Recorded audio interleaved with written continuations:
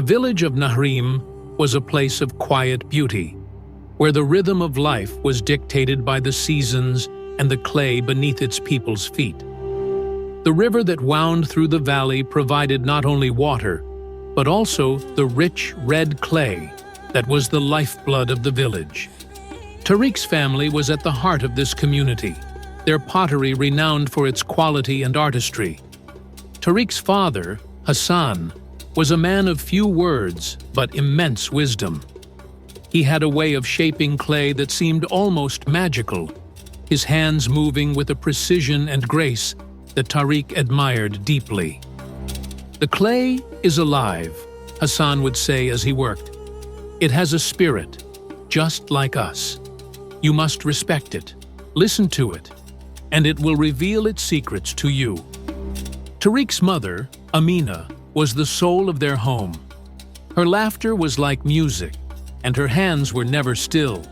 Whether she was painting intricate designs on pottery, weaving baskets, or cooking meals that filled their small hut with warmth and aroma. She often told Tariq stories of the gods and heroes, her voice weaving tales that sparked his imagination. Tariq spent his days by his father's side, learning the craft of pottery. He loved the feel of the clay in his hands, the way it could be shaped into something beautiful and useful. But more than that, he loved the time spent with his parents, the quiet moments of connection that filled his heart with joy. One evening, as the sun dipped below the hills, Tariq presented his parents with a small clay figurine he had made, a bird in flight. His father examined it closely, his expression unreadable, before nodding in approval. "You have the touch," he said simply. His mother, however, beamed with pride. "This is more than skill, Tariq," she said, holding the figurine gently. "This is your heart speaking through the clay. Never lose that." The Festival of Lights was the highlight of the year in Nahrim, a celebration of gratitude and unity. For weeks leading up to the festival, the village buzzed with activity.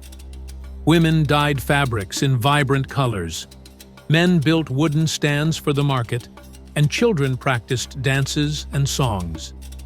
Tariq and his family worked tirelessly to prepare. Hassan crafted a massive lantern, its surface etched with symbols of the gods and the elements. Amina painted it with gold and crimson, her brush strokes delicate and precise. Tariq, eager to contribute, made smaller lanterns to line the streets, each one unique in design. On the night of the festival, the village square was transformed into a magical realm. Hundreds of lanterns cast a warm, golden glow, and the air was filled with the scent of spiced sweets, roasted nuts, and fragrant flowers. Musicians played lively tunes, their melodies weaving through the laughter and chatter of the crowd. Tariq wandered through the square, his heart swelling with pride as he saw his lanterns lighting the way. It was then that he noticed a girl about his age, her dark hair braided with ribbons and a pendant shaped like a star around her neck. She was watching the dancers with a look of pure joy. "Do you like the festival?" Tariq asked, approaching her shyly. She turned to him, her eyes sparkling. "It's wonderful. I've never seen anything like it." Her name was Layla, and she had come from a neighboring village with her family. The two quickly became friends, exploring the festival together. They sampled sweets, played games, and even joined the dancers, their laughter ringing out as they twirled under the lantern light. As the night drew to a close, Layla handed Tariq her pendant. "It's made of clay, like your lanterns," she said. "I want you to have it, to remember this night." Tariq clutched the pendant, feeling a connection to Layla that he couldn't quite explain. "Someday, we'll see the world beyond this village," she said, her voice filled with hope. "I just know it." The peace of Nahrim was shattered one moonless night. Tariq was awakened by the sound of screams and the crackling of flames. He rushed outside to find the village engulfed in chaos. Raiders, their faces obscured by masks, were setting fire to the huts and attacking anyone who stood in their way. Tariq's father grabbed him by the arm, his voice urgent. "Hide, Tariq! Do not come out, no matter what!" Tariq obeyed, crouching behind a stack of clay pots as he watched in horror. His father fought bravely, using a wooden staff to defend their home, but he was quickly overwhelmed. His mother tried to shield him, but she too was struck down. The raiders moved swiftly, looting and destroying everything in their path. Tariq's heart pounded as he clutched Layla's pendant, tears streaming down his face. He wanted to scream, to fight, but he was paralyzed by fear. When the raiders finally left, the village was in ruins. The once bustling square was now a smoldering wasteland, and the air was thick with the smell of smoke and ash. Tariq emerged from his hiding place, his legs trembling as he approached his parents' lifeless bodies. He fell to his knees, his small hands clutching the pendant as he whispered, "I'm sorry. I'm so sorry." Tariq spent the next few days wandering the outskirts of the village, scavenging for food and water. He avoided the other survivors, too consumed by grief and guilt to face them.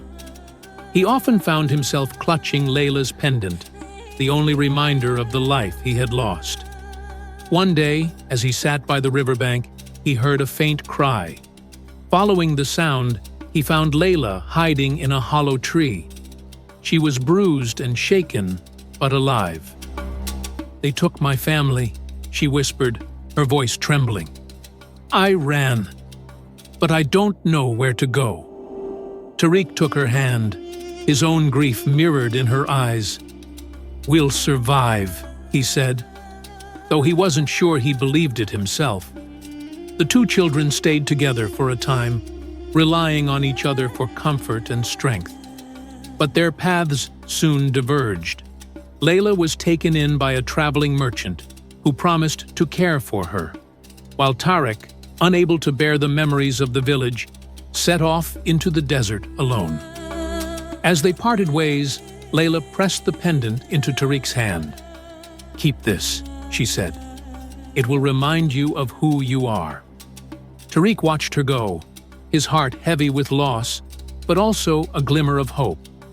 He vowed to honor his parents' memory and to one day reunite with Layla. Tariq wandered the desert for days, his body weak and his spirit battered. The sun beat down mercilessly, and the nights were cold and unforgiving. He survived on scraps of food and drops of water, his only solace the clay pendant Layla had given him. One evening, as the sun dipped below the horizon, Tariq stumbled upon an oasis. It was a small, hidden paradise, a pool of crystal clear water surrounded by palm trees and vibrant flowers. At the center of the oasis stood a modest hut, its walls made of woven reeds and clay. A man emerged from the hut, his figure tall and imposing. His hair was streaked with gray, and his face bore the scars of countless battles. He carried a staff in one hand, its surface etched with strange symbols that seemed to shimmer in the fading light. "Who are you, boy?" the man asked, his voice gruff but not unkind. "My name is Tariq," he replied, his voice hoarse from thirst. I have nowhere else to go." The man studied him for a long moment before nodding. "I am Khalid. Come, eat, and rest. We'll talk in the morning." The next morning, Khalid woke Tariq at dawn. "If you wish to stay here, you must earn your keep," he said, handing Tariq a wooden staff. "Let's see what you're made of." Khalid led Tariq to a clearing near the oasis, where the ground was soft and covered in sand. The first lesson was simple but grueling: basic stances and strikes. Khalid moved with a fluid grace, his staff an extension of his body. Tariq struggled to keep up, his movements clumsy and uncoordinated. "You're thinking too much," Khalid said, correcting Tariq's stance. "Fighting is not about strength alone. It's about balance, focus, and instinct. Let your body move, and your mind will follow." Over the weeks, Tariq's skills improved. He learned to wield the staff with precision, his strikes becoming faster and more controlled. But Khalid was a demanding teacher, pushing Tariq to his limits every day. As Tariq grew stronger, Khalid introduced him to other weapons. Each one had its own unique challenges and required a different approach. Khalid's prized possession was a curved blade forged from black steel, its edge sharp enough to cut through stone. Tariq learned the art of swordsmanship, mastering techniques like the falling leaf strike and the whirlwind defense. Khalid taught Tariq to shoot with deadly accuracy, using a bow made of yew wood.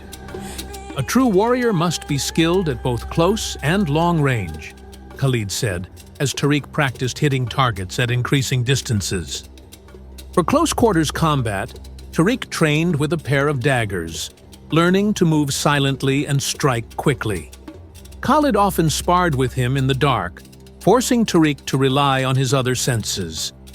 One evening, as the sun set and the oasis was bathed in golden light, Khalid revealed a secret he had kept hidden. "There is more to fighting than physical skill," he said, his voice low. "There is also the power of the spirit." Khalid led Tariq to a secluded part of the oasis, where a stone altar stood surrounded by glowing runes. "This is a place of ancient magic," Khalid explained. "It is said that those who are worthy can draw strength from it." He placed his hand on the altar, and the runes flared to life, their light enveloping him. When he stepped back, his staff glowed with a faint blue light. "This is the amidst, spirit of the oasis," Khalid said. "It enhances the abilities of those who wield it." Tariq approached the altar hesitantly, placing his hand on the cool stone. At first, nothing happened. But as he closed his eyes and focused, he felt a warmth spread through his body. When he opened his eyes, the pendant around his neck glowed with a soft, golden light. "You have a connection to the magic," Khalid said, his voice filled with approval. "But remember, power is a tool, not a crutch. Use it wisely." Over the years, Tariq's training intensified. He learned to combine his physical skills with the magic of the oasis, creating techniques that were both beautiful and deadly. By channeling the magic through his sword, Tariq could unleash a burst of fire with each strike. Using the pendant's magic, Tariq could blend into the darkness, becoming nearly invisible. A defensive technique that created a barrier of light, protecting Tariq from harm. Khalid watched with pride as Tariq grew into a skilled warrior. "You have surpassed my expectations," he said one evening as they sat by the fire. "But remember, a true warrior fights not for glory, but to protect those who cannot protect themselves." Before Tariq left the oasis to begin his journey, Khalid gave him one final test. He led Tariq to a cave deep in the desert, where a fearsome sand serpent lay in wait. "Defeat it," Khalid said simply. The battle was fierce, the serpent's massive body coiling and striking with terrifying speed. But Tariq used everything he had learned, his skill with the sword, his agility, and the magic of the oasis. In the end, he emerged victorious, the serpent's body dissolving into sand. Khalid nodded in approval. "You are ready," he said. "Go, and may the spirit of the oasis guide you." At 18, Tariq left Khalid's oasis, his heart heavy with gratitude and determination. The journey to the Ashurian capital was long and arduous, but the thought of serving a greater purpose kept him moving forward. When he arrived at the recruitment camp, he was struck by the sheer scale of it. Rows of tents stretched as far as the eye could see, and the air buzzed with the clang of swords and the shouts of drill sergeants. Tariq's humble origins made him an outsider among the recruits, many of whom came from noble families. They sneered at his calloused hands and simple attire, but Tariq paid them no mind. He focused on his training, pushing himself harder than anyone else. His skill with a blade and his unyielding discipline soon caught the attention of the camp commander, who promoted him to squad leader. It was there that he met Jared, a quick-witted soldier with a knack for making light of even the direst situations. Jared's humor was a balm to Tariq's seriousness, and the two quickly became inseparable. "You're too serious, Tariq," Jared teased one evening as they sat by the campfire. "Smile once in a while, it won't kill you." Tariq chuckled, but his mind was already racing ahead. He knew that this was only the beginning of his journey. Tariq's first major mission came sooner than he expected. A sacred relic, the Star of Ashur, had been stolen by a notorious bandit lord named Zorak, who operated from a fortress deep in the mountains. The relic was said to hold the blessings of the gods, and its loss had plunged the kingdom into despair. Tariq was chosen to lead a small team of soldiers to retrieve it. Among them was Jared, who insisted on joining despite the danger. "You're not leaving me behind," Jared said with a grin. "Someone has to keep you out of trouble." The journey to Zorak's fortress was fraught with peril. They navigated treacherous mountain passes, braved sudden snowstorms, and fought off wild beasts. Along the way, Tariq's leadership skills shone. He inspired his team with his unwavering resolve and strategic mind, earning their loyalty and respect. When they finally reached the fortress, Tariq devised a daring plan. Under the cover of darkness, they infiltrated the stronghold, using stealth and cunning to avoid detection. But as they neared the relic, they were ambushed by Zorak's men. A fierce battle ensued, and Jared was gravely wounded while shielding Tariq from a fatal blow. "Don't let them break you," Jared whispered, as Tariq cradled him in his arms. "You're meant for something greater." With tears in his eyes, Tariq avenged his friend, defeating Zorak in a climactic duel. He retrieved the Star of Ashur, but the victory felt hollow without Jared by his side. Tariq returned to the capital as a hero. The people cheered his name, and the soldiers who had once mocked him now looked at him with admiration. He was summoned to the royal palace, a towering structure of marble and gold that seemed to gleam in the sunlight. The throne room was vast and opulent, with towering columns and intricate mosaics depicting the kingdom's history. At the far end sat King Nabu, a man whose regal bearing was tempered by an air of weariness. His eyes, though kind, carried the weight of a ruler who had seen too much. "You remind me of the man I once was," the king said as Tariq knelt before him, "brave, idealistic, and unyielding in the face of adversity. But beware, young hero. Power has a way of changing even the strongest of hearts." Tariq was appointed as a general, a position of great honor and responsibility. He was given a suite of rooms in the palace and access to the kingdom's finest resources. But as he settled into his new role, he began to notice the cracks in the kingdom's foundation. The court was rife with corruption, and the vizier, Malik, seemed to be at the center of it all. Malik was a cunning and manipulative man, with a smile that never reached his eyes.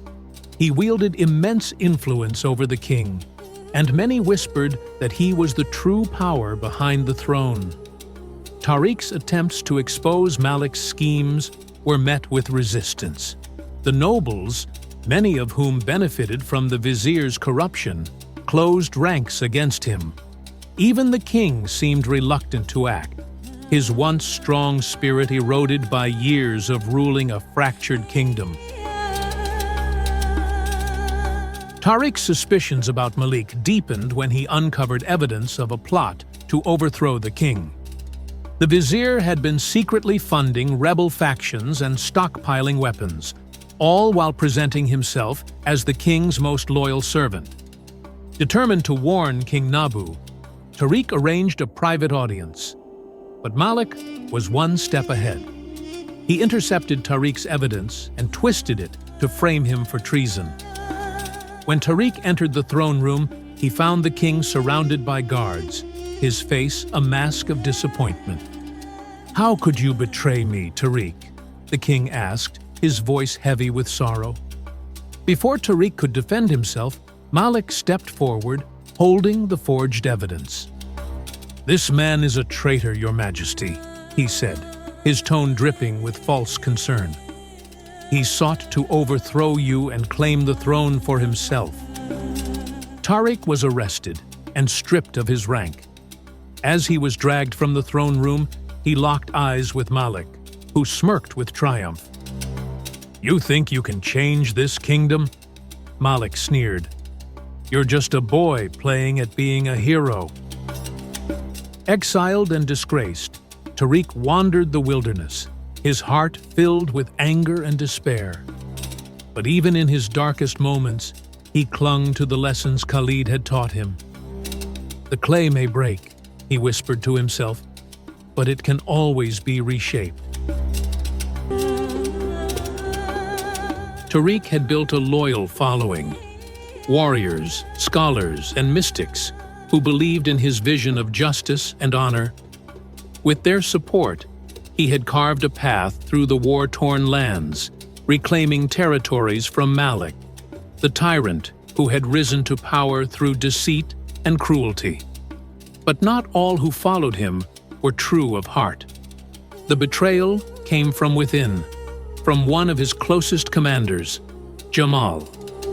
Tariq had trusted Jamal like a brother, sharing with him not only battle plans, but his deepest fears and dreams.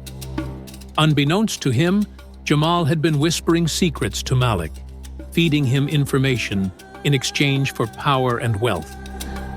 One fateful night, as Tariq's forces camped near the riverbanks of Al-Zahir, Malik's army struck with deadly precision. They burned tents, poisoned wells, and slaughtered many in their sleep. Tariq, awakened by the screams of his dying men, barely had time to grab his sword before the enemy was upon him. He fought fiercely, his blade cutting through the dark-clad invaders, but the ambush had been too well planned. His forces were scattered, his most trusted warriors cut down. Jamal had led them into a trap. Layla, who had been working as a healer among Tariq's men, was among the few who survived the onslaught. She dragged the wounded from the battlefield, her hands bloodied as she tried to save those she could. When she saw Tariq, battered and barely standing, she seized his arm. "We have to go," she whispered urgently. "We can't win this fight, not now." Tariq was forced to flee, his body battered, his spirit heavy with the weight of loss. The few who survived helped him escape into the mountains, where they regrouped in the hidden fortress of Qamar's Rest. As Tariq sat in the cold chamber, his wounds aching, his heart burned with two things: grief and resolve. For days, Tariq wrestled with his own anger and doubt. He questioned everything: his choices, his leadership, his very purpose. But then he remembered Khalid's teachings. Pain is a teacher, not a prison. He would not let betrayal break him. Determined to reclaim his honor and avenge his fallen warriors, Tariq turned to the ancient magic he had learned in the oasis. He had always been cautious with it, using it only in dire situations, but now He sought to master its full potential. He meditated under the stars, channeling the energy from the land itself. He delved into the lost techniques of the Whispering Sands, a legendary form of magic that allowed him to bend the winds to his will, turn the earth to his command, and cloak himself in shadows. Layla, ever at his side, studied him as he trained. "Your power is incredible," she murmured one night as she watched him summon flames in his palms. "But magic alone won't win this war. We need alliances. We need to unite those who suffer under Malik's rule." Her words struck deep. Magic and steel would not be enough. If he was to overthrow Malik, he had to be more than a warrior. He had to be a leader. Together, Tariq and Layla sent envoys to the desert clans, to merchants who had lost everything to Malik's taxes, and to the exiled nobility who had been cast out by the tyrant. Slowly, the rebellion grew stronger, not just with soldiers, but with healers, spies, and tacticians who brought strategy to their cause. With renewed strength, Tariq gathered those who still believed in him. He sought out the hidden clans of the desert, warriors who had resisted Malik's reign in secret. With them, he forged an unbreakable alliance. He moved in the shadows, striking at Malik's supply lines, sowing discord among his ranks. Fear spread through Malik's forces as they spoke of the Ghost of the Sands, a warrior who moved unseen, whose blade struck like lightning. Layla played a key role in the campaign. With her knowledge of Malik's court, gathered from captured spies and defectors, she devised tactics that weakened Malik's hold on the kingdom. She sent messages to merchants and guilds, urging them to withhold their goods from the tyrant's cities. "Malik rules with fear," she told Tariq one night. "If we take away his control, his own people will turn against him." Jamal, now one of Malik's highest-ranking generals, was given the task of ending Tariq's rebellion. Confident in his position, he led a battalion to hunt down his former friend. But Tariq was waiting. Using his mastery of illusion magic, he lured Jamal's forces into the Valley of Echoes, a place where sound and light twisted in unnatural ways. There, Tariq unleashed his fury. The battle was swift and brutal. Tariq moved like a wraith, his sword singing through the air, his magic turning the battlefield into a storm of fire and wind. Jamal fought desperately, but he was no match. As he fell to his knees, his face etched with regret and fear, Tariq stood over him, Zafira poised for the final strike. "You betrayed more than me," Tariq said coldly. "You betrayed our people, our dreams." Jamal trembled. "I thought I was doing what was best," Malik promised. Malik promises only death. With one swift motion, Tariq ended Jamal's life.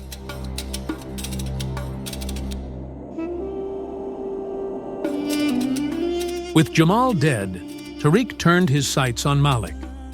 The final confrontation took place in the city of Al-Qared, Malik's stronghold.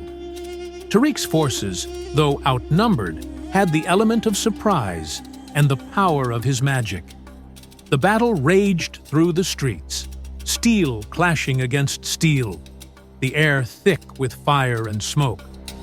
Layla led the medics, tending to the wounded as the battle raged on. But she was no mere healer.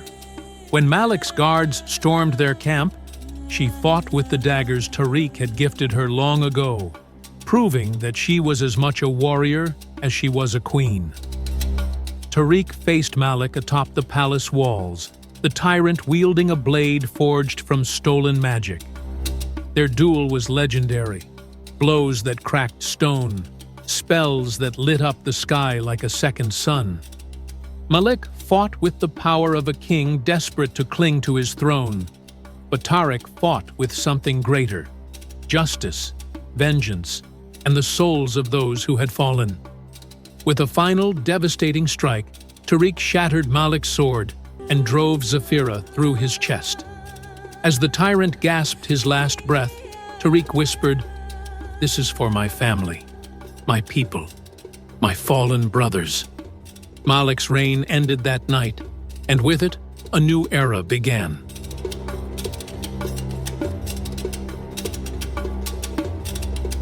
The battlefield was silent.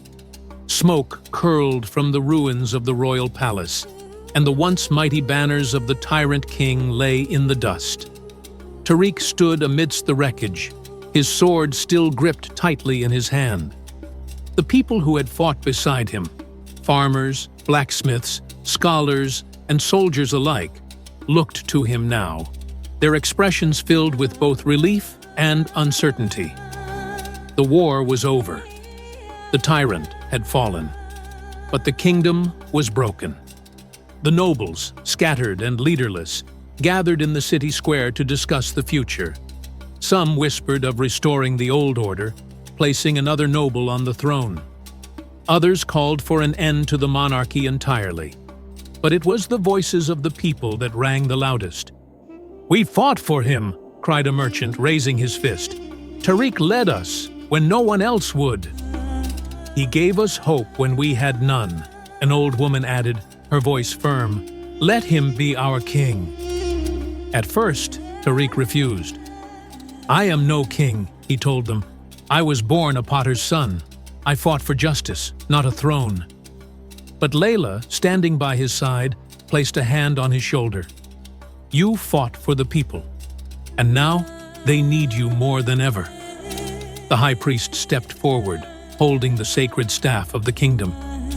"The people have chosen Tariq, and a true king is not born of blood, but of sacrifice."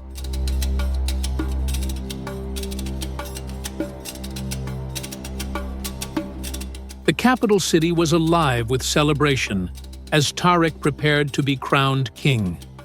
The streets were adorned with banners of gold and crimson, and the air was filled with the rhythmic sound of drums and trumpets.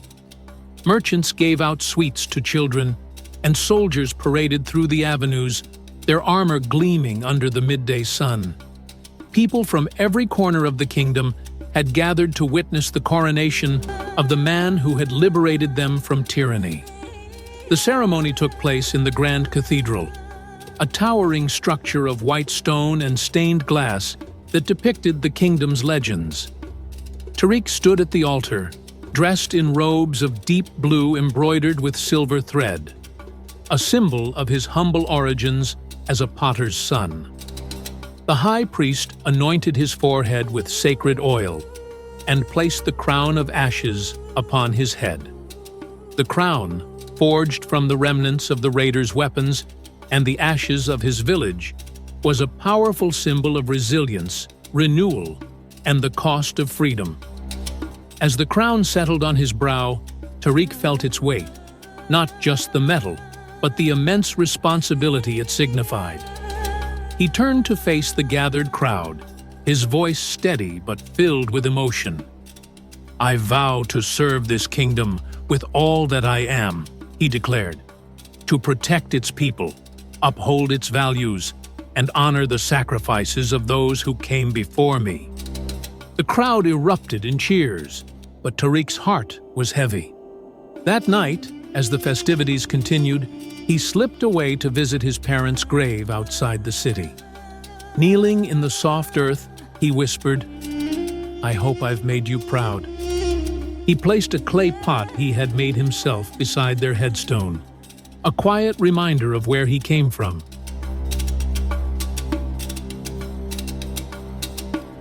Tariq's reign began with urgency. The kingdom, though freed from oppression, was in turmoil. Crops had withered, trade had stalled, and the people lived in fear of instability. Malik's rule had left deep scars. Loyalists still lurked in the shadows, and foreign powers watched with interest, some hoping to exploit the chaos. Tariq worked tirelessly to rebuild, addressing the deep-seated corruption that had plagued the realm. He dismissed dishonest officials, reformed the tax system to ease the burden on the poor, and personally oversaw the establishment of schools and hospitals in even the most remote villages. But for every step forward, there was resistance. The noble families, who had grown fat under Malik's rule, saw Tariq as an outsider and a threat. Layla, now his queen, became an indispensable force in his court. She helped root out corruption, forging alliances with influential merchants and scholars who believed in their vision. She established the Council of the People, ensuring that commoners had a voice in governance. "A kingdom cannot thrive if only a few prosper," she told the court. "Justice must be for all, or it is justice for none." But not all agreed. Secret meetings were held in dimly lit chambers, whispers of rebellion carried on the wind. The old noble families plotted in the shadows, some attempting to undermine Tariq's authority, others seeking to restore Malik's lineage. Several assassination attempts were made on Tariq's life, each one reinforcing that peace was not yet won.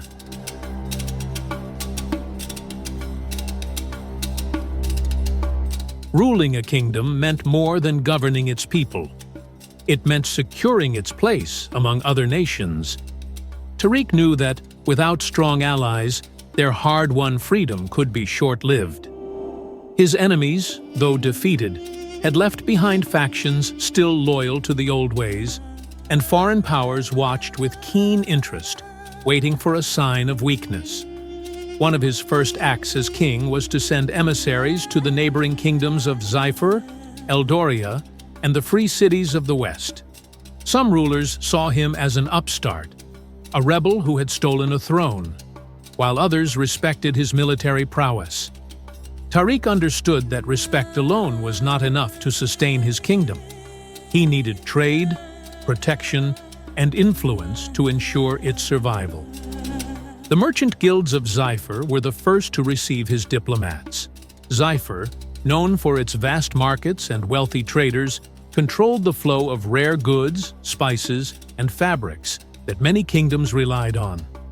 Tariq personally met with the guild leaders in the Grand Bazaar of Zifir, walking among the merchants, listening to their concerns, and observing their way of life. He understood that commerce was driven not by kings and warriors, but by those who moved goods across the lands. With careful negotiation, he brokered a trade agreement that benefited both sides. In return for lowering tariffs on Zifirian imports, Tariq secured vital resources for his growing cities, ensuring that his people would not go hungry and that his kingdom would flourish economically. The deal was met with skepticism at first, but when the first caravans rolled into his capital, bringing wealth and prosperity, even the most reluctant merchants saw the wisdom in his rule. His next challenge lay with Eldoria, a powerful kingdom to the north, whose soldiers were feared across the continent. For decades, the Eldorians had viewed Tariq's homeland as unstable, a land torn apart by war and ripe for conquest.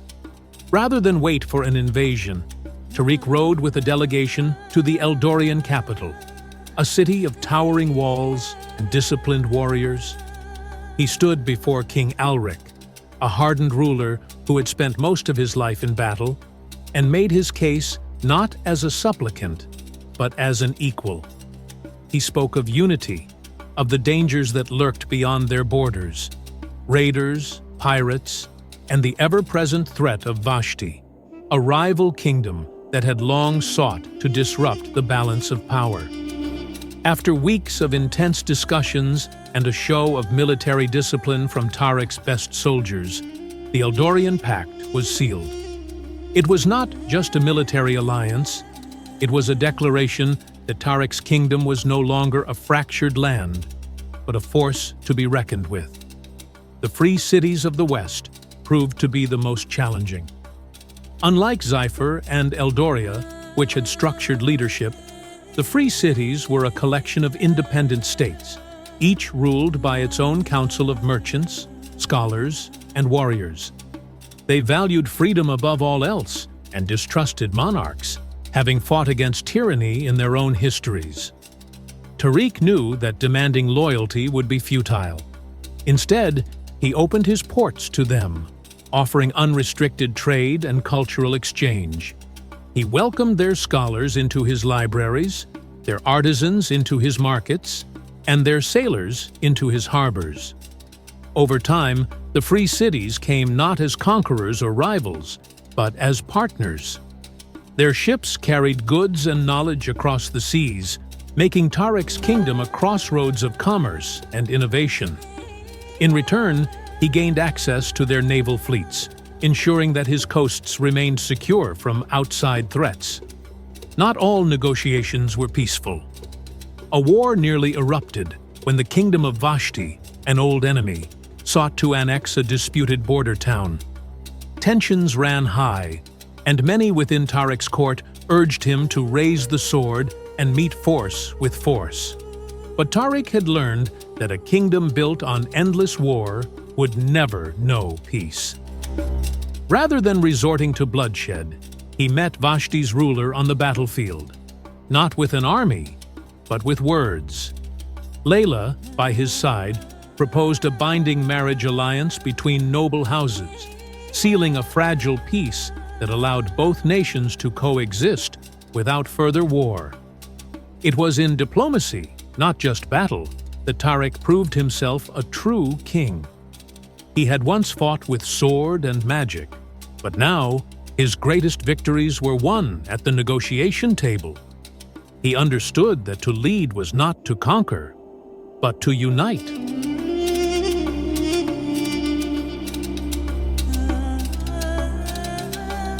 Amid the demands of kingship, Tariq found solace in Layla. She had been his constant companion through every trial, her wisdom and kindness an anchor in the storm. Over time, their bond deepened into a love that neither power nor war could shake. Their shared past, forged in hardship and perseverance, had built a foundation that neither politics nor time could erode. Layla was more than a queen. She was his partner in all things, the voice of reason when emotions ran high, the warmth that reminded him why he fought for a better world. On a warm spring day, under a canopy of blooming jasmine, they were married in a ceremony that blended tradition with the new era they had forged together. The entire kingdom celebrated, for in their union, they saw hope for the future. The streets of the capital were filled with laughter and music, and people from all walks of life gathered to witness the momentous occasion. Even the nobles who had once resisted Tariq's rule could not deny the love that bound their king and queen. Layla, in a gown of flowing silk, walked beside Tariq as an equal, and together they were crowned not just as rulers, but as symbols of unity. Layla became not only his queen, but also his most trusted advisor. Her knowledge of healing and her deep empathy made her beloved among the people. She established a network of healers and midwives throughout the kingdom, ensuring that medical aid reached even the most remote villages. While Tariq strengthened the military and solidified alliances, Layla strengthened the hearts of the people, earning their loyalty not through conquest, but through care. Their love bore fruit in the form of 3 children, each unique in their own way, each a reflection of their parents' strengths and struggles. Their firstborn, Amir, was a spirited boy with his father's determination and a warrior's heart. From a young age, he displayed a natural talent for swordplay, often sneaking into the training grounds to spar with the palace guards.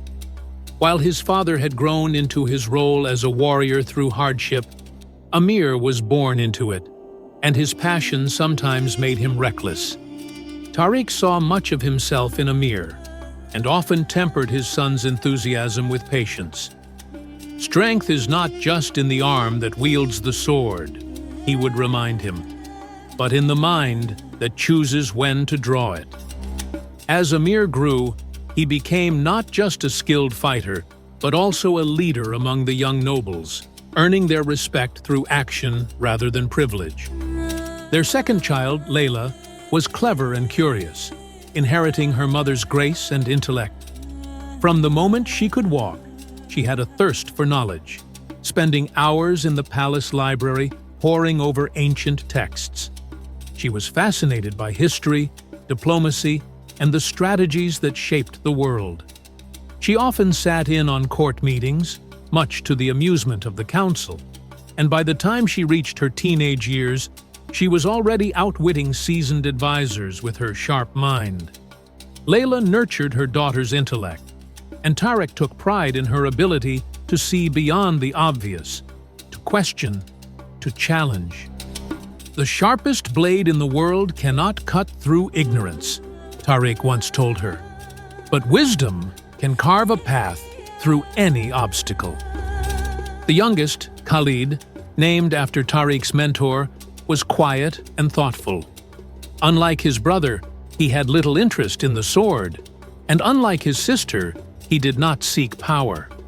Instead, he found solace in the written word, in the scrolls of poets and philosophers, in the quiet solitude of the palace gardens where he would spend hours contemplating the world. Tariq, at first, struggled to understand his youngest son, but over time, he realized that Khalid's strength lay in a different kind of power, the power of ideas.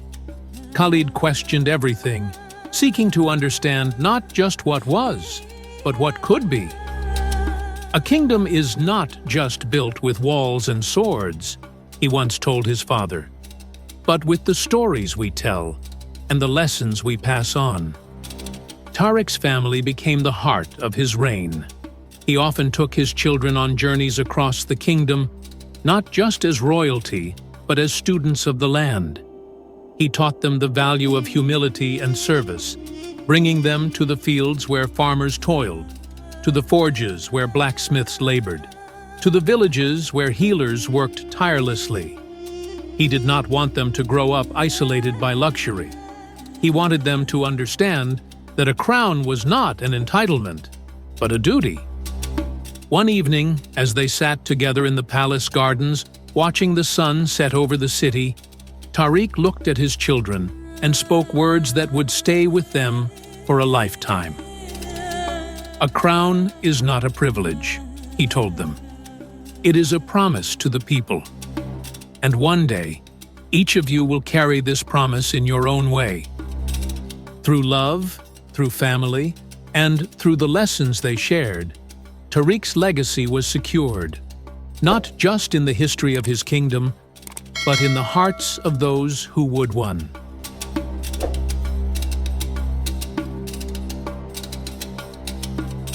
Under Tariq's rule, the kingdom flourished. Trade routes were established, connecting distant lands and bringing prosperity even to the poorest villages. The arts and sciences thrived, with scholars, architects, and artists flocking to the capital to contribute to the golden age of the kingdom. Tariq's wealth was vast, but he used it not for personal indulgence, but for the good of the people. Libraries rose where there had been none. Aqueducts carried fresh water to towns that once suffered from drought, and no child went to bed hungry. His palace, though grand, was open to all. Often, he hosted feasts where nobles and commoners dined side by side, a practice unheard of before his reign. Yet, despite his success, Tariq never lost sight of his roots. He often returned to the pottery wheel, shaping clay as he had in his youth. "It reminds me of where I came from," he told Layla one evening as they sat together in the palace gardens. "And it reminds me that, like clay, a kingdom must be shaped with patience and care."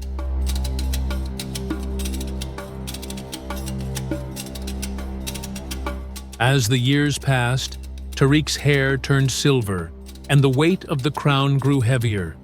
The once mighty warrior, who had faced betrayal, war, and the burden of kingship, now found himself slowing, his strength waning. But where his body weakened, his mind remained sharp, and he continued to rule with wisdom and patience, Yet, he was not alone in bearing the responsibilities of the throne. His children had come into their own, each taking on vital roles in the kingdom. Amir, once a reckless warrior in his youth, had grown into a formidable leader. While he had always been skilled with a sword, he had learned the art of negotiation and compromise, not just from his father, but from the experiences that came with age. He had brokered peace treaties that ensured stability, turned old enemies into allies, and maintained the hard-won prosperity of the kingdom. Where once he had sought battle as the first solution, he had now learned that a truly great warrior knew when to wield a pen instead of a blade. Yet, when the kingdom faced external threats, he remained its strongest shield, leading the army with the same fire that had once burned in his father's veins. Layla, who had spent her childhood immersed in knowledge, had become more than just a healer. She was a visionary. She revolutionized the kingdom's medical practices, establishing healing academies that trained future generations in both medicine and the magic of restoration. Under her guidance, plagues that had once devastated the land became manageable, and even the poorest villagers had access to trained physicians. She sat beside her father often, not just tending to his ailments, but offering counsel in matters of state, proving that healing was not just for the body, but for the kingdom itself. When Tariq looked at her, he saw echoes of Layla's wisdom, and it comforted him to know that his daughter carried forward the compassion that had made their rule just. Khalid, the quiet and contemplative one, had grown into a scholar whose words held as much power as any warrior's sword. He had devoted himself to the preservation of knowledge, writing extensive histories of their kingdom's struggles, triumphs, and failures, so that future rulers might learn from them. His treatises on governance and diplomacy became essential reading for aspiring leaders, not just within their own kingdom, but in others as well. He understood his father's burdens in a way few did, and though he never sought power for himself, his influence was felt in every law, every reform, and every lesson he passed on to those who would shape the kingdom's future. Despite his aging body, Tariq found great joy in watching his children flourish. They were no longer just his heirs, they were his partners in leadership. The burden of rule no longer rested solely on his shoulders, and in that, he found peace. He spent his final years advising them, offering wisdom drawn from a lifetime of trials and victories. But time was unyielding. The years of war, of hardship, of sacrifice had taken their toll. One evening, as the sun cast its final golden glow over the palace gardens, Tariq felt the call of the sands, the quiet pull of the life he had lived. Surrounded by his family, Layla, still as radiant as the day he had met her, and their children, strong and capable, he reflected on the journey that had brought him here. "I have lived a life full of love, loss, and purpose," he said, his voice weak but filled with gratitude. "I leave this kingdom in good hands." His eyes met those of his children, and in them he saw not just his legacy, but the promise of a future built on the foundation he had laid. As the night deepened, Tariq closed his eyes for the final time, his last breath carrying the whisper of the desert wind. And with that, the potter's son, the warrior, the king, became legend.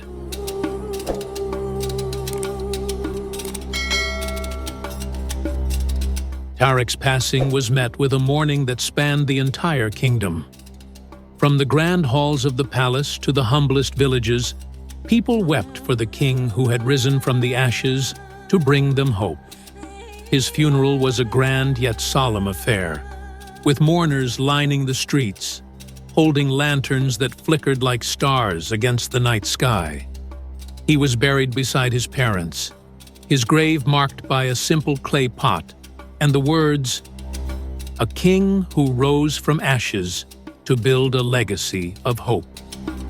Layla lived on for many years, guiding their children and ensuring that Tariq's vision endured.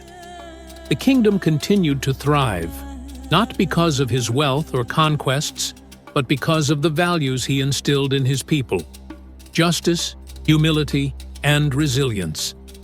Generations later, his story was still told, passed from parent to child, a timeless tale of struggle, love, and the power of hope.